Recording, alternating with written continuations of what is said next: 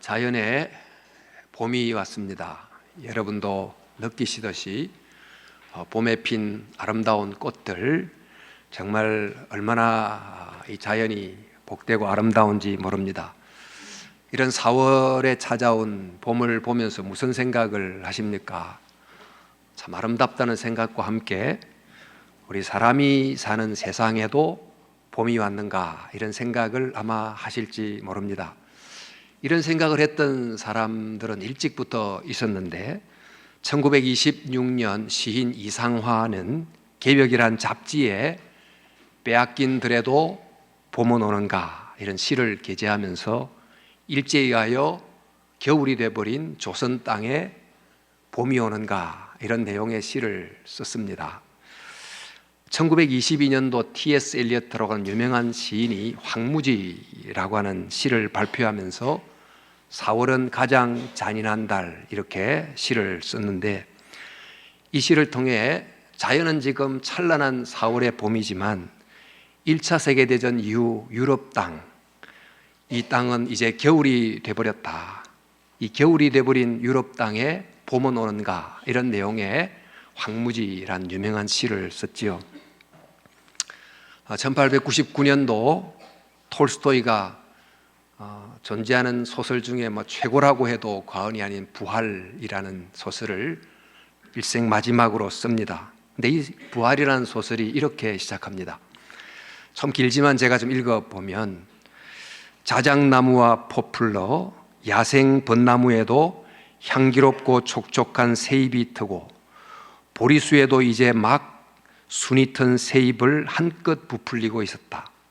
까치와 참새, 비둘기도 정녕 즐거운 듯 봄맞이 준비로 벌써부터 둥지를 틀기 시작하고 봄볕을 받아 따스한 벽에는 파리까지 윙윙거렸다. 이처럼 산천초목도 새와 짐승, 곤충까지도, 그리고 천진한 아이들마저도 저마다 봄빛을 만끽하고 있었다. 하지만 사람들은 여전히 자기 자신을 또는 서로 남을 속이거나 괴롭히기만 했다. 사람들에게 신성하고도 중요한 것은 화사한 봄날 아침이 아니라 자연의 순리를 위해 베푸신 조물주의 아름다운 은혜, 평화와 침묵과 사랑으로 마음을 바치는 미덕을 거역하는 일투성이었다. 오직 그들에게는 서로 상대를 지배하기 위하여 어떤 생각을 궁리해내느냐 하는 것이 신성하고 중요할 뿐이었다. 이런 첫 문장으로 시작하여 그 위대한 작품 부활이 계속 기록되고 있는데, 이 작품도 결국 자연에는 봄이 왔는데 사람 사는 세상은 어떤가, 이런 질문에 대한 답을 찾아가는 내용입니다. 자연은 서로를 도와서 모든 나무에게 꽃이 피도록 돕고 있지만 사람이 사는 세상은 어떤가, 서로 속이고 괴롭히고 거역하고 지배함으로 꽃이 피지 못하도록 만들고 있다. 이게 바로 지금 내가 사는 러시아 땅의 현실이다. 러시아 땅에 봄이 왔는가, 이렇게 묻는 질문으로 소설이 시작합니다. 지금 우리가 사는 세상은 어떨까요? 정말 아름다운 봄을 맞이하고 있지만 사람 사는 이 세상에는 과연 봄이 왔을까요? 그치지 않는 전쟁, 신냉전의 국제 질서, 정치, 경제, 사회의 모든 면에서의 극단적인 대립의 모습, 정치적, 경제적 양극화, 수많은 관계 속에 있는 갈등들, 많은 사람들의 마음속에 찾아드는 우울함, 더 심해지는 환경의 재해, 이런 것들은 이 세상을 봄으로 만들까요? 더 추운 겨울을 만들어가고 있을까요? 그렇다면 과연 이 겨울의 세상에 봄은 오는 것입니까? 또 어떻게 봄이 오는 것일까요? 세상이 이렇게 겨울이 된 것은 이 세상을 겨울로 만드는 많은 사람들이 있었기 때문입니다. 이상화의 시에서는 일제가 조선 땅에 겨울을 가져왔다고, 또 엘리어트의 황무지 시에는 세계 전쟁을 일으킨 사람들이 유럽 땅에 겨울을 가져왔다고 기록하고 있는데, 소설 부활은 카츄샤, 여자 주인공 같은 사람이 추운 시베리아 땅으로 가서 그 길고 긴 겨울의 삶을 살게 된 것은 그 시대에 정말 귀족층들의 그릇된 태도, 또 바른 재판을 통해서 억울한 사람을 건져주려고 하는 정의의 관심보다도 자기 자신이 즐기고 자기를 누리는 쾌락에 더 관심이 많았던 그 시대의 판사들, 배심원들, 이런 사람들이 수많은 사람들의 삶의 겨울을 가져왔다라고 말하고 있습니다. 이렇게 겨울을 만드는 사람들도 있지만 겨울의 세상 속에 적응하거나 또 겨울의 세상에 붙잡혀 살아가는 사람도 적지 않습니다. 원래 세상은 늘 계절이 겨울이야. 원래 세상은 불의하고 불공평하고 울퉁불퉁하고 그렇게 우연히 존재하다가 끝나는 게 세상이야. 이렇게 생각하며 살아나가는 사람들도 있다는 것입니다. C.S. 루이스의 유명한 작품 나니아 연대기를 보면 나니아라고 하는 나라에 임한 긴 겨울을 보고 나니아라는 나라에는 원래 봄이 없었어. 원래 이 나라는 늘 겨울이 정상인 거야 라고 생각하고 살아가는 수많은 생명들처럼 겨울의 사람으로 사는 것을 당연히 여기는 수많은 사람이 존재하는 것입니다. 엘리어트 황무지라는 시를 보면 그 두 번째 편에 체스놀이라고 하는 내용이 나오는데 그 내용 속에 사람들이 체스놀이를 하는 여러 내용을 시적 언어로 기술하고 있습니다만 그 내용이 뭔가 하면 사람들이 삶이라는 것을 그저 이기고 속이고 하는 체스놀이처럼 생각하고 산다는 것입니다. 결혼 생활하는 부부도 친구끼리 만나는 친구도 사람 사는 삶이라는 게 다 그저 체스놀이와 같은 거지. 이렇게 생각하고 살아나가는 겨울에 대해서 저항하지 않고 그 겨울에 머물러 버리는 그 많은 사람들이 겨울의 세상을 만들었다 이렇게 기록합니다. 이런 속에서도 겨울의 땅에 봄을 가져오려는 사람들이 있지요. 빼앗긴 조선의 땅에 봄을 가져오려고 했던 독립군 투사들이 있었고 또 전후 유럽을 일깨우려고 하는 깨어난 지성인들이 있었는가 하면 부패한 러시아를 바꾸기 위해서 정치범으로 투옥된 소설 속의 시몬손 같은 사람들도 있습니다. 그러나 이런 노력들이 때로는 정치의 변화를 가져오고 사회 구조의 변화를 가져오기도 하고 민주화의 봄을 가져오기도 했으나 대부분 그런 경우에 그 봄은 인간의 내면을 바꾸지 못하고 겉만 바꾸게 되므로 봄은 가져왔지만 그 봄 속에 다시 겨울이 될 가능성이 늘 있는 경우가 많았어요. 그래서 민주가 다시 독재로 퇴보하는 경우가 역사 속에서 종종 있어 왔습니다. 최근 챗 GPT 등장으로 정말 사람들의 관심이 뜨겁게 달아오르고 있습니다. 우리 시대는 어쩌면 이 탁월한 기술을 가지고 이 세상에 봄을 가져올 수 있겠다 이런 기대를 갖고 있는지도 모르겠습니다. 그러나 이 인공지능이라고 하는 이 놀라운 고도의 기술이 우리가 사는 인간 세상에 봄을 가져올까요? 아니면 또 다른 겨울을 가져올까요? 인공지능을 두고 이런 질문이 지금 교차하고 있습니다. 유명한 스티븐 호킹이라는 박사께서는 인공지능은 인류 최고의 업적이자 최후의 업적이 될 것이다 이렇게 경고하면서 인공지능이 우리에게 봄을 가져다 줄 수 있지만 또 다른 종류의 더 추운 겨울을 가져올 수도 있다고 하는 경고의 이야기를 우리에게 던지기도 했습니다. 왜 그런 경고의 이야기를 했을까요? 그 이유는 인간 세상에 겨울이 오게 한 것은 더 탁월한 기술이 부족해서가 아니고 역사가 말해주듯이 그 기술을 악용하는 인간 속의 선의 부족 때문이라는 것입니다. 고도의 기술일수록 그것을 사용하는 사람의 도덕적 능력이 더 고도화되어야 되지만 기술은 날로 빠르게 고도화되나 그것을 사용하는 사람들의 도덕적 수준은 높아지기는커녕 정체하거나 퇴보하고 있는 것이 우리가 사는 현실입니다. 실제로 정치라든지 권력, 기술 이것은 인간 바깥에 존재하는 엄청난 힘을 가진 능력인데 이 힘보다 더 중요한 힘은 그런 강력한 힘을 바르게 사용할 줄 아는 내면의 힘입니다. 하지만 사람은 이 외면의 힘을 주목하지만 그 힘을 사용하는 자의 내면의 힘을 제대로 주목하지 못합니다. 마음속의 겨울인 죄를 이기고 악을 이기는 깨어있는 양심, 높은 도덕성, 희생, 사랑, 이런 마음의 봄이 있어야만 진짜 이 겨울의 땅에 봄을 가져오는데, 이런 마음의 봄이 없이 봄을 가져오겠다는 사람들이 많이 있다는 것입니다. 그래서 밖에 힘을 강렬하게 추구하지만 그 힘을 사용할 줄 아는 안의 힘이 없는 사람들이 그 힘을 잡게 되면 봄을 가져오겠다고 하면서 사실상 또 다른 겨울을 가져오는 경우가 많은 것을 우리가 얼마나 자주 보는지 모릅니다. 정권을 비판하면서 정권을 잡은 자들이 다시 쉽사리 타락하고, 기술은 금방 무섭게 악용되는 등 이런 것을 우리는 역사 속에서도 관찰했고, 지금 정치, 사회, 경제 현실 속에서도 목도하고 있습니다. 그런데 이 톨스토이의 작품 부활 속에 나타난 네플류도프라고 하는 주인공은 조금 경우가 틀립니다.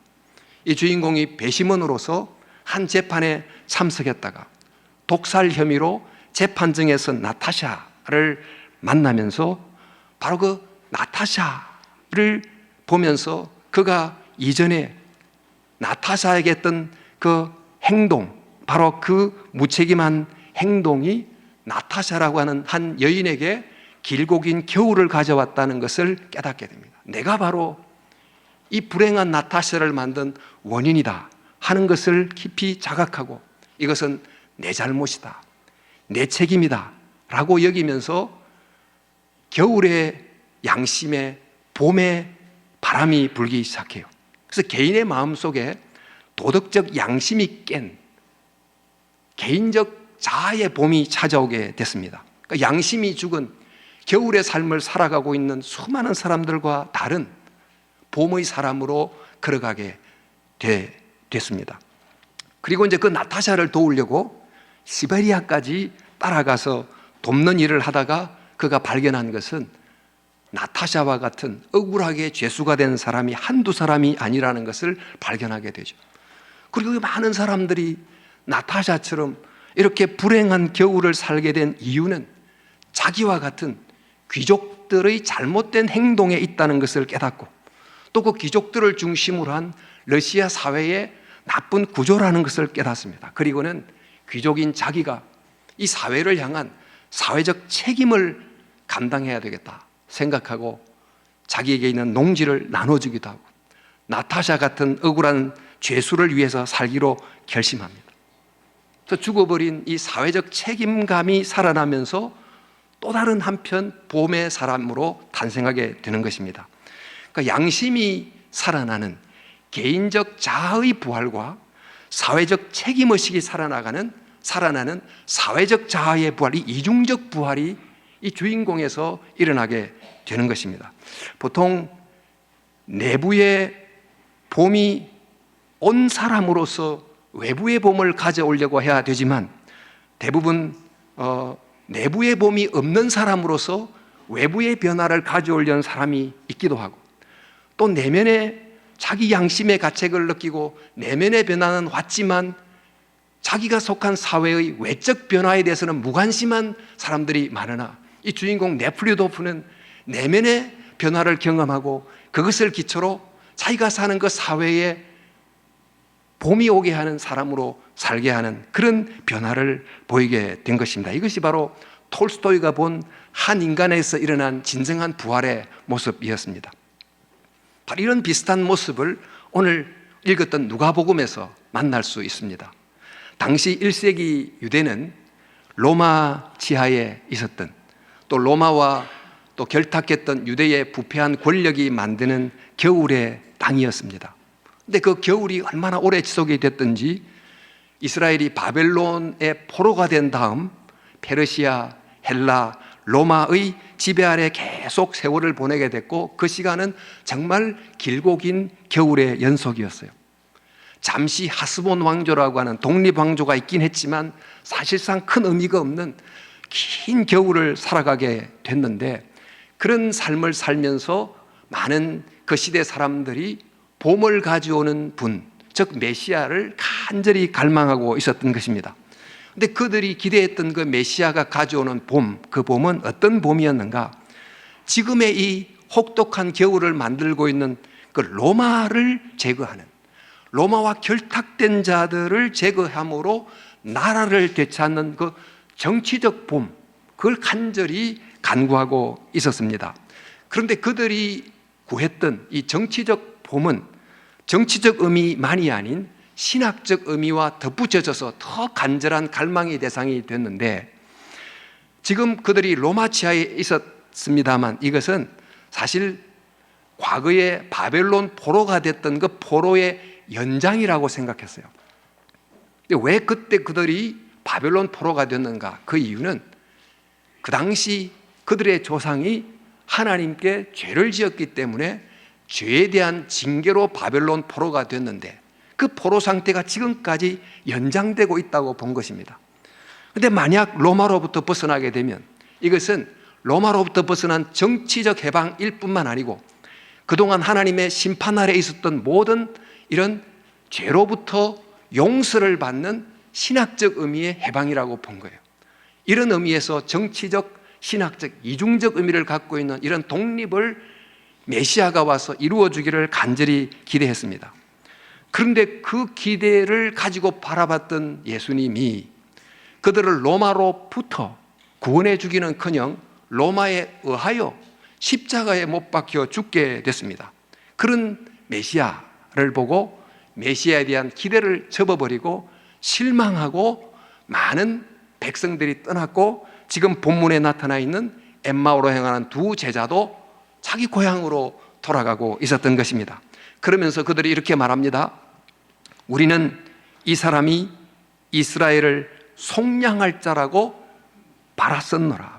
예수님께서 이스라엘을 로마라는 겨울로부터, 좀 더 크게 보면 바벨론 포로라고 하는 그 지속되는 길고 긴 겨울로부터 우리를 건져주는 메시아일 거를 기대했지만 십자가에 달린 모습을 보고 그 소망이 다 깨져버렸다, 이렇게 하고 길을 걸어가고 있었습니다.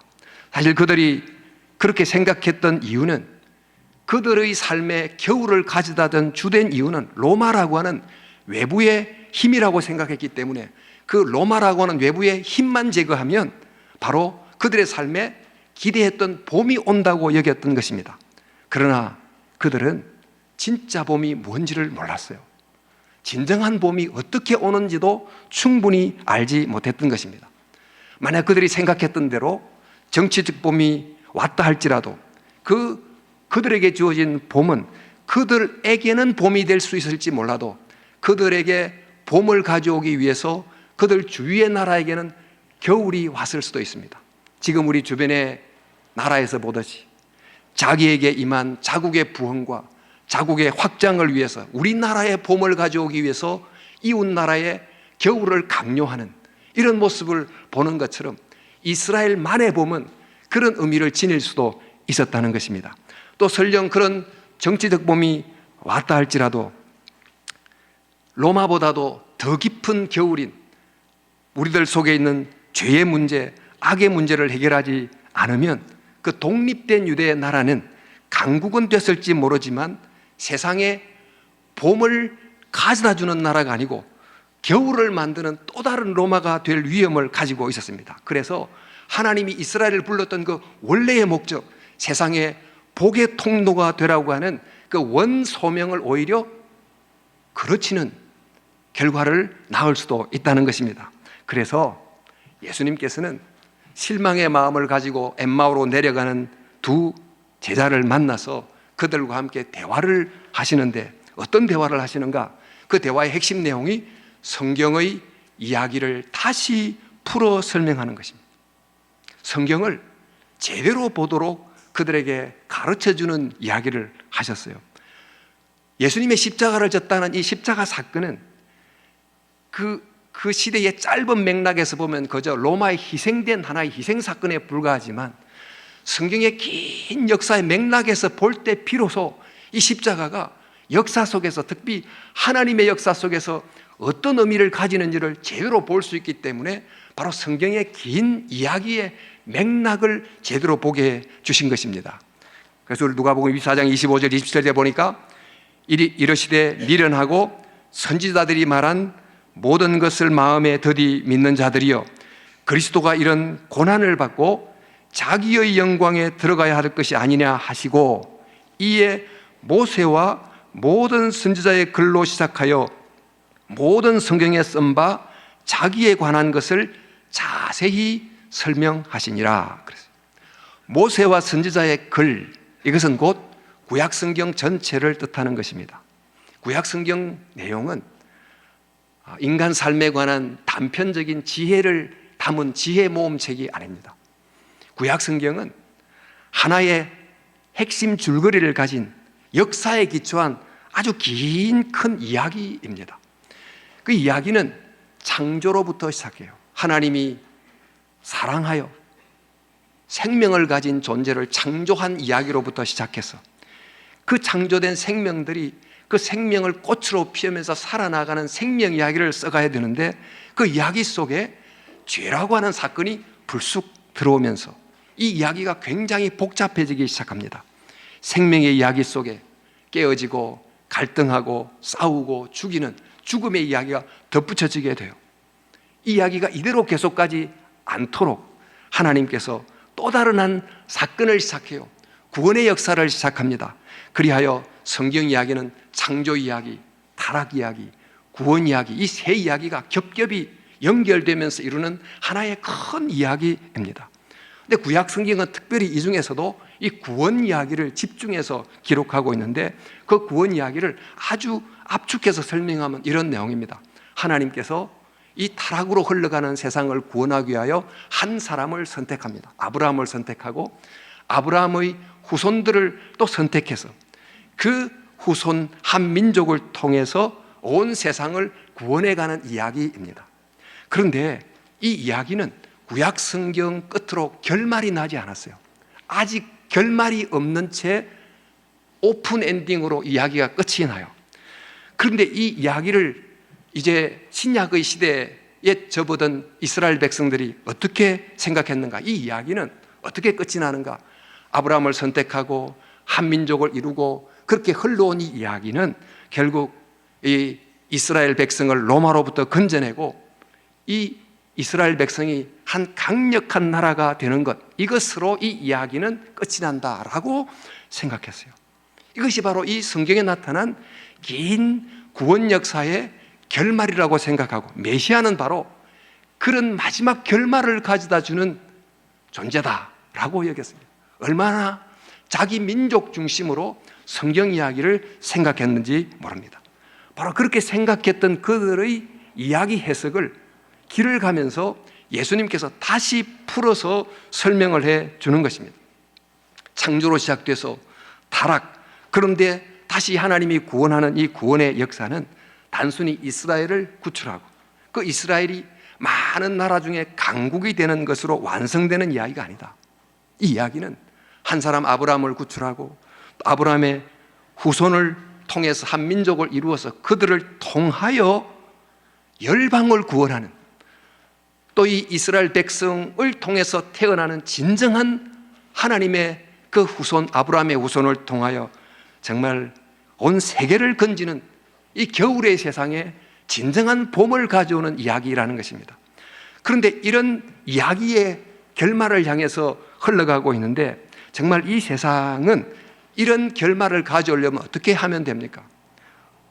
이 세상에 겨울을 가져온 것이 오직 로마입니까? 그럼 로마만 처리하면 이 겨울이 사라지는 것입니까?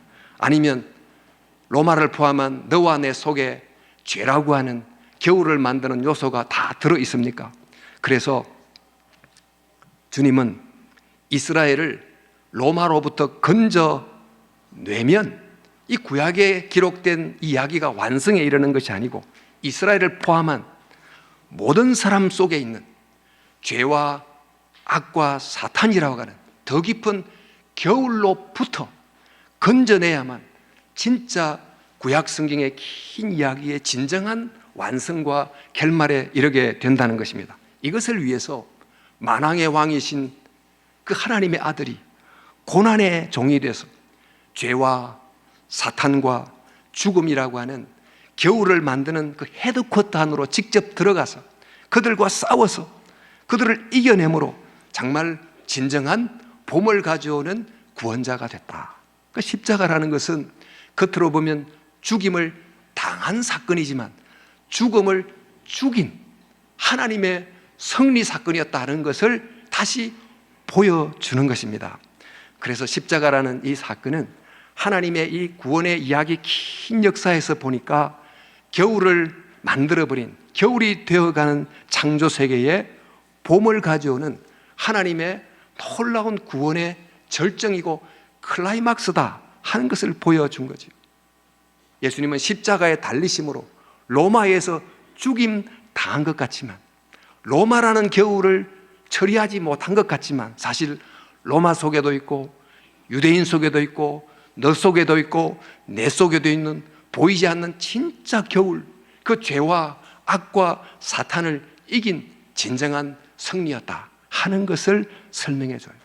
그렇게 함으로 이 구약의 이야기는 혈통적 이스라엘을 어떤 독립된 강한 나라를 만드는 이야기로 끝나는 게 아니고, 타락된 모든 인간들을 죄로부터, 악으로부터, 사탄이라는 겨울로부터 건져내서 그들을 진정한 이스라엘로 만들어서, 그들을 하나님의 백성으로 만들어서 그들을 통하여 이 세상에 봄이 오게 하는 진짜 이스라엘로 만든다는 것입니다. 바로 그 참 이스라엘이 바로 교회입니다.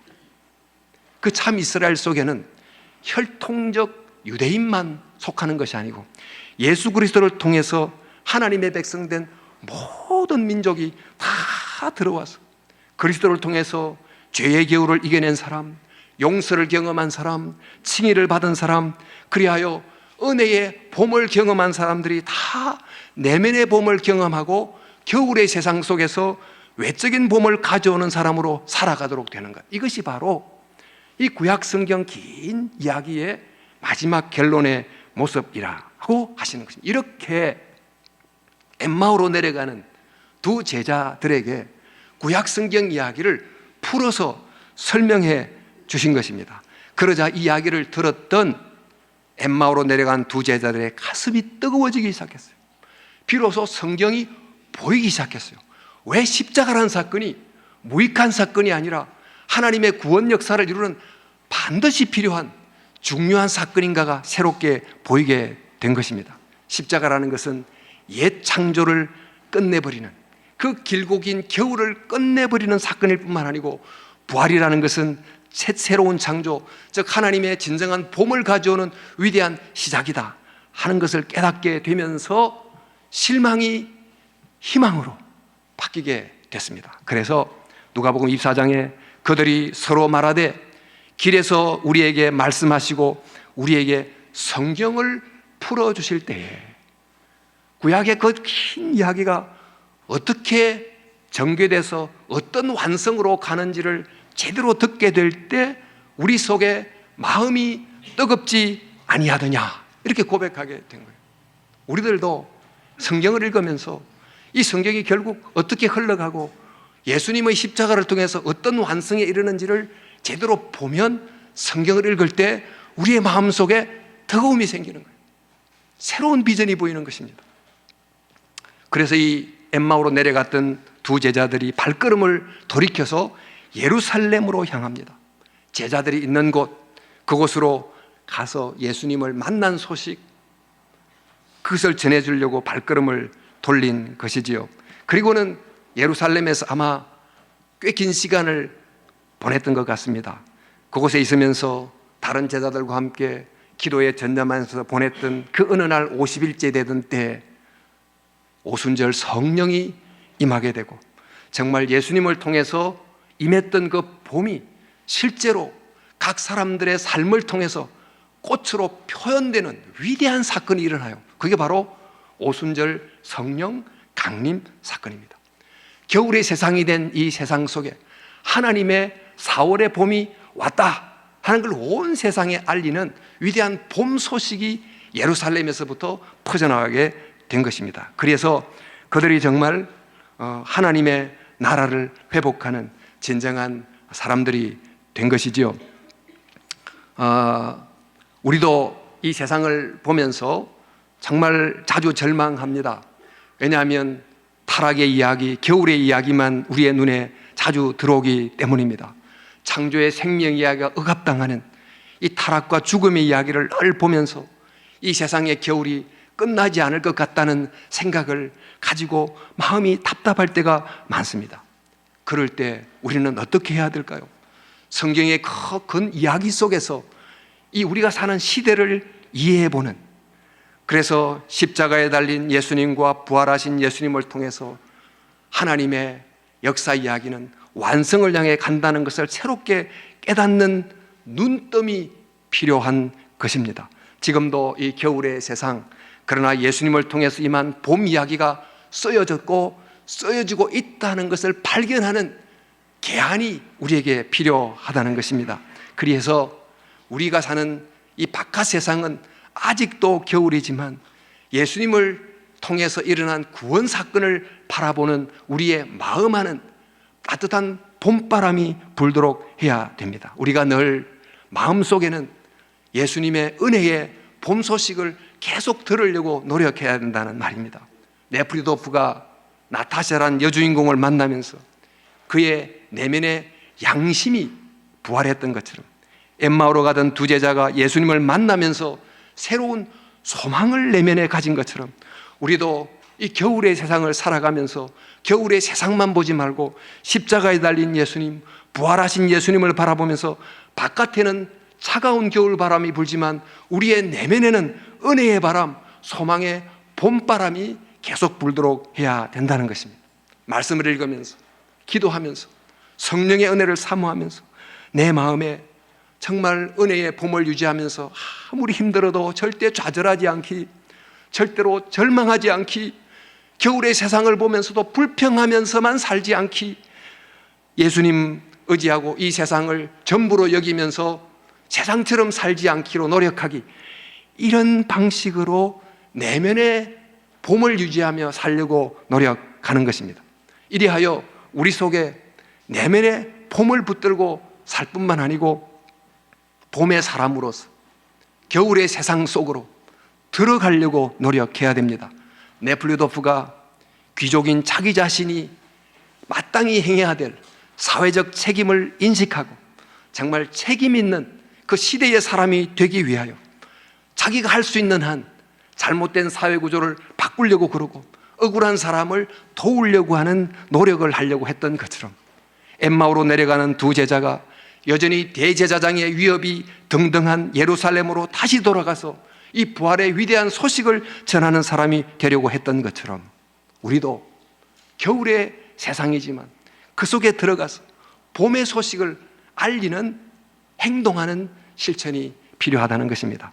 지금도 이 세상은 겨울을 만드는 사람들이 너무나 많고 또 겨울에 머무는 사람들이 많지만, 부활을 믿는 사람들은 겨울의 땅에 봄을 가져오는 사람으로 살려고 노력해야 됩니다. 지금도 마음이 추운, 마음이 겨울인 사람이 이 세상에 얼마나 많은지, 그들을 나와 무관하게 여기지 말고 그들에 대한 사랑의 부담을 가지고 나와 관계에 있는 그들에게 찾아가서 따뜻한 위로의 대화를 건네므로 마음의 겨울인 사람들 속에 위로의 봄을 가져다 주려고 노력하는 것이 필요합니다. 삶이 추운 겨울이 된 사람이 지금도 많지만 앞으로 더 많이 생길 것 같습니다. 그들에 대한 사회적 책임을 느끼고 물질로, 때로는 선행으로 그들의 삶에 봄을 가져오려고 노력하는 노력이 필요합니다. 직장의 삶이, 우리의 삶이 생존의 살벌한 겨울처럼 되어가고 있는데, 이런 곳에서 좀 더 착한 사람으로, 좀 더 따뜻한 사람으로, 좀 더 친절한 사람으로, 좀 더 베푸는 사람으로 살아감으로 이 팍팍한 겨울의 땅에 작은 봄바람이 불게 만드는 사람이 되어야 된다는 것입니다. 우리가 사는 환경은 심각할 정도로 겨울이 되고 있는 것을 알고 있습니다. 모든 사람들이 책임이 있기 때문에 어떤 누구도 깊은 개인적 책임을 느끼지 않고 있기에 더 환경이 심각해지고 있는데, 이에 대해서 하나님의 사람으로서 깊은 책임감을 느끼고 정말 에너지에 대한 양을 줄이려고 노력하는 이런 것이 필요합니다. 선진국 한 사람이 자기의 생존을 위해 쓰는 에너지의 양은 후진국 한 사람이 그 생존을 위해 쓰는 에너지 양과 무려 10배, 100배, 1000배를 육박하기도 합니다.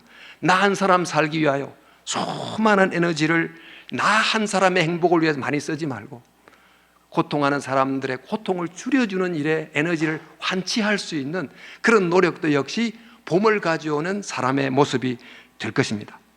또한 이 세상 살면서 삶이 죽음으로 끝이라고 생각하는 영적 겨울을 살고 있는 사람은 또한 얼마나 많이 있습니까?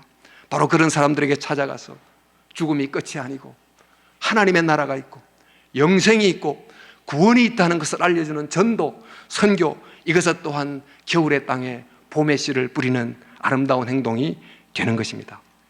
사랑하는 성도 여러분, 겨울의 세상을 살면서 나 한 사람 더 높은 수준의 봄을 만끽하며 살자, 이렇게 살아나가는 사람이 아닌, 내게만 봄이 있기를 바라는 사람이 아니라 겨울을 살아가는 그들에게도 조금이라도 따뜻한 봄이 있기를 기대하면서 타인의 고통을 줄여주는 사람이 되며 살아나가는, 나도 살 뿐만 아니고 남을 살리는 봄의 사람으로 살아나가는 것, 이게 바로 부활을 만난 하나님의 사람의 모습이 됩니다. 사랑하는 성도 여러분, 부활절 아침입니다. 주님이 가져온 그 은혜의 봄, 늘 감사하고 은혜에 깊이 고마워하는 마음이 내면 속에 여전히 유지되기를 바랍니다. 그 내면의 봄이 밖으로 드러나서 내 바깥에 봄을 가져오는 부활의 사람이 될 수 있기를 또한 축원합니다. 이런 마음을 기도로 바꾸어서 우리 일어나서 찬송 부르고 이어 기도하도록 하겠습니다. 함께